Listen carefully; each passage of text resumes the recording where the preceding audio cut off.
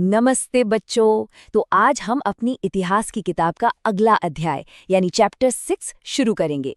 इसका नाम है नए प्रश्न नए विचार। ये एक बहुत ही रोचक अध्याय है जिसमें हम जानेंगे कि आज से हजारों साल पहले लोग कैसे कैसे गहरे सवालों के जवाब ढूंढ रहे थे। तो चलिए इस अध्याय की शुरुआत एक छोटी सी कहानी से करते हैं जिसका शीर्षक है अनघा निकली सैर पर। देखिए, अनघा आज पहली बार अपने स्कूल की तरफ से एक ट्रिप पर जा रही थी। इसके लिए उसने देर रात पुणे महाराष्ट्र से वाराणसी उत्तर प्रदेश के लिए ट्रेन पकड़ी। अब स्टेशन पर जब अनघा को उसकी माँ छोड़ने आई तो उन्होंने टीचर से कहा, बच्चों को बुद्ध के बारे में बताने के साथ साथ उन्हें सारनाथ दिखाने भी ले जाइएगा। तो जैसा कि अनघा की माँ ने कहा, चलिए हम भी अनघा के साथ साथ महात्मा बुद्ध के बारे में जानते हैं। हमारा पहला टॉपिक यही है, बुद्ध की कहानी। तो देखिए, बौद्ध धर्म के जो संस्थापक थे यानी जिन्होंने इस धर्म की शुरुआत की, उनका नाम सिद्धार्थ था। उन्हें गौतम के नाम से भी जाना जाता था। और उनका जन्म कब हुआ था? आज से लगभग 2500 साल पहले। अच्छा, तो बुद्ध कौन थे? वो एक क्षत्रिय थे और शाक्य नाम के एक छोटे से गण से थे। गण का मतलब आप एक छोटा सा राज्य समझ सकते हैं। तो इसका मतलब है कि बुद्ध एक राजकुमार थे।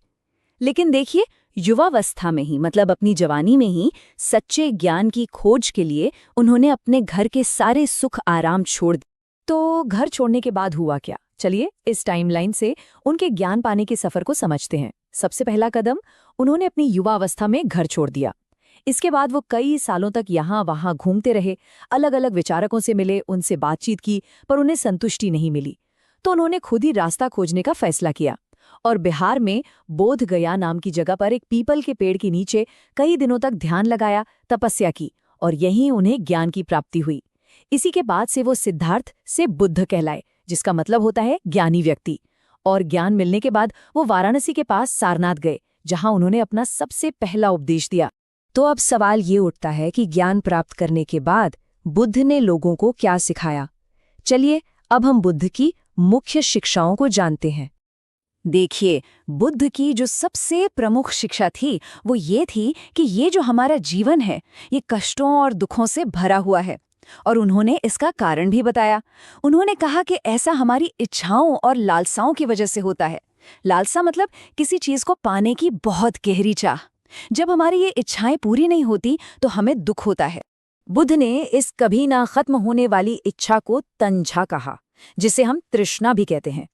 तृष्णा का मतलब है प्यास, मतलब एक ऐसी प्यास जो कभी बुझती ही नहीं। हमें कोई चीज मिल भी जाए तो भी हम संतुष्ट नहीं होते और ज्यादा पाने की इच्छा करने लगते हैं।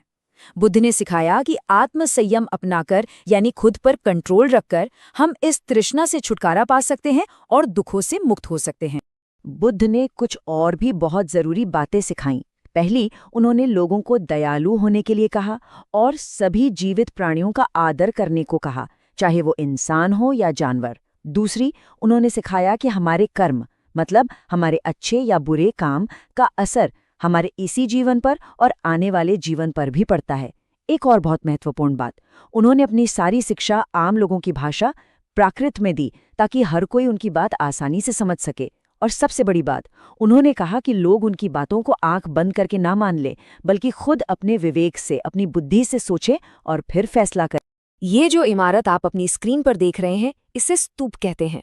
ये सारनाथ का बहुत प्रसिद्ध स्तूप है। ये क्यों बनाया गया?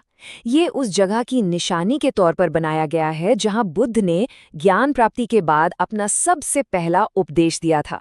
तो उस ऐतिहासिक पल की याद में इस स्तूप का निर्माण किया गया। बुद्ध का सिखाने का तरीका कितना सरल और प्रभावशाली था, ये किस्सा गौतमी की कहानी से पता चलता है। हुआ यूं कि किस्सा गौतमी नाम की एक महिला का बेटा मर गया था। वो बहुत ज्यादा दुखी थीं और अपने बच्चे के शव को गोद में लिए घूम रही थी और लोगों से उसे जिंदा करने के लिए कह रही थी।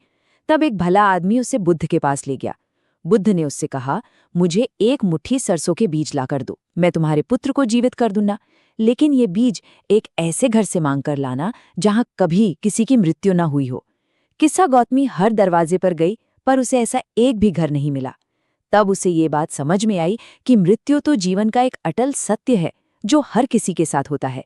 इस तरह बुद्ध ने उसे बहुत ही करुणा के साथ जीवन की एक बड़ी सच्चाई समझा। अच्छा, जिस समय बुद्ध लोगों को उपदेश दे रहे थे, ठीक उसी समय कुछ दूसरे विचारक भी थे जो जीवन मृत्यु जैसे बहुत कठिन सवालों के जवाब ढूंढ रहे थे। इन विचारकों के जो विचार हैं वो हमें उपनिषदों में मिलते हैं। ये थोड़ा मुश्किल टॉपिक लग सकता है, पर यहाँ एजुटेकन में हम इसे बहुत आसानी से समझेंगे। तो उपनिषदों के विचारकों के दो मुख्य विचार थे। एक था आत्मा, यानी हर इंसान के अंदर की अपनी आत्मा, और दूसरा था ब्रह्म, यानी ये पूरी दुनिया, ये पूरा ब्रह्मांड, जिसकी एक सार्वभौम आत्मा है।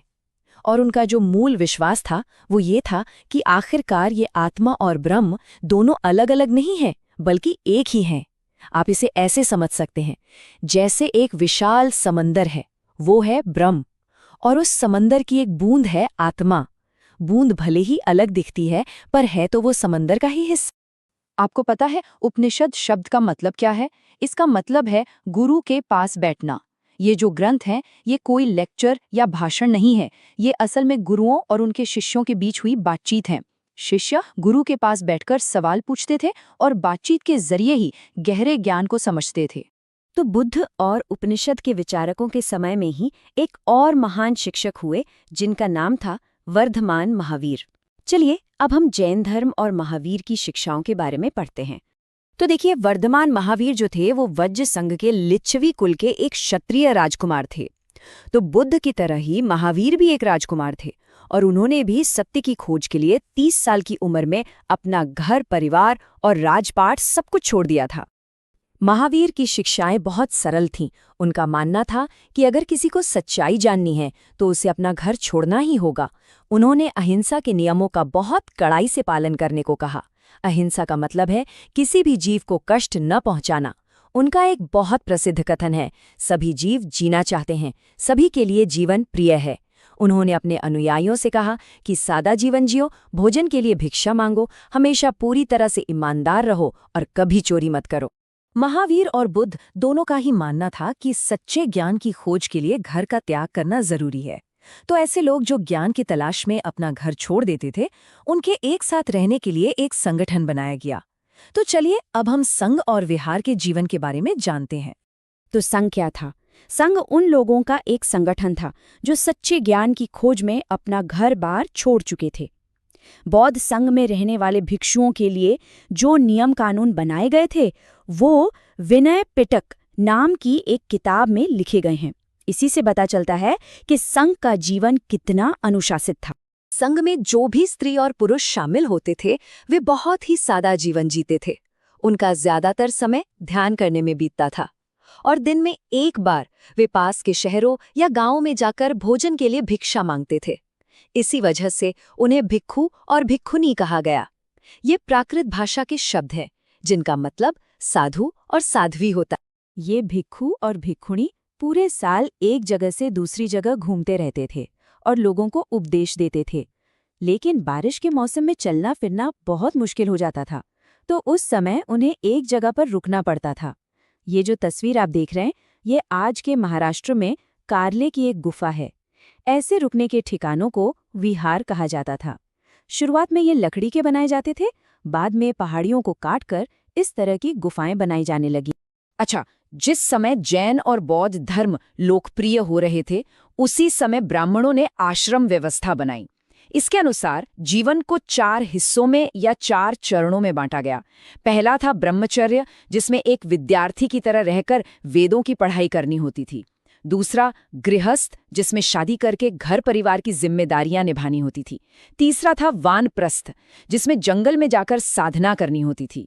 और आखिरी था सन्यास, जिसमें सब कुछ छोड़कर एक सन्यासी का जीवन जीना होता था। तो चलिए एक बार जल्दी से दोहरा लेते हैं कि आज की इस कक्षा में हमने क्या क्या सीखा। हमने महात्मा बुद्ध के जीवन और उनकी महत्वपूर्ण शिक्षाओं को समझा। फिर हमने उपनिषदों के आत्मा और ब्रह्म के गहरे विचारों को जाना। हमने महावीर द्वारा सिखाए गए जैन धर्म के मूल सिद्धांतों को भी देखा। और अंत में हमने यह भी सीखा कि संघ और विहारों में भिक्षुओं का जीवन कैसा हुआ करता था। तो बच्चों, आज हमने बुद्ध, महावीर और उपनिषदों के विचारकों के बारे में बहुत कुछ जाना। ये अध्याय हमें सोचने पर मजबूर करता है। क्लास खत्म करने से पहले आपके लिए एक सवाल, क्या आपको लगता है कि बुद्ध और महावीर की शिक्षाएं जैसे कि अहिंसा, दया और आत्मसंयम आज के जमाने में भी उतनी ही जरूरी है? इस पर आप सब जरूर सोचिएगा।